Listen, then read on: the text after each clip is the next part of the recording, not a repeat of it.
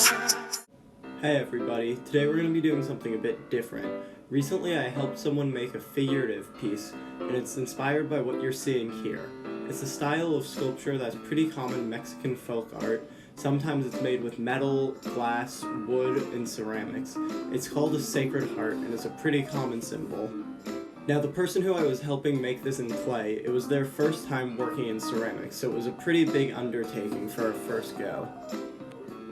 In this video, I'm going to outline the process of what we went through to make the piece, as well as highlighting some important parts when making figurative sculptures such that you can do it on yourself for any project you'd like. The first thing we did, as we always do, is gather a lot of reference material, like what you're seeing in the first picture.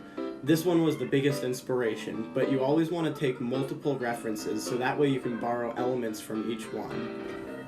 While this example, as well as others, don't look like what the final product looked like, it's good to get these different pieces of reference so you can borrow elements. Specifically, we borrowed elements of birds and elements of flowers from different pieces. Once we had enough reference images and a simple sketch was made, we moved into clay.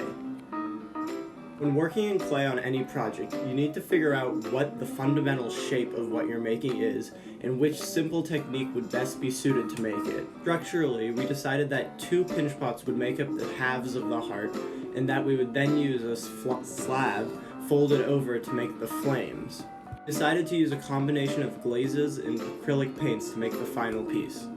My favorite aspect of the final piece were the flames, because the glazes turned out really well because they were applied very consistently and had 3 nice even coats. As you can probably see, creating all the little intricate symbols was a bit more of a challenge. However, for a first attempt at working in clay, this was really good.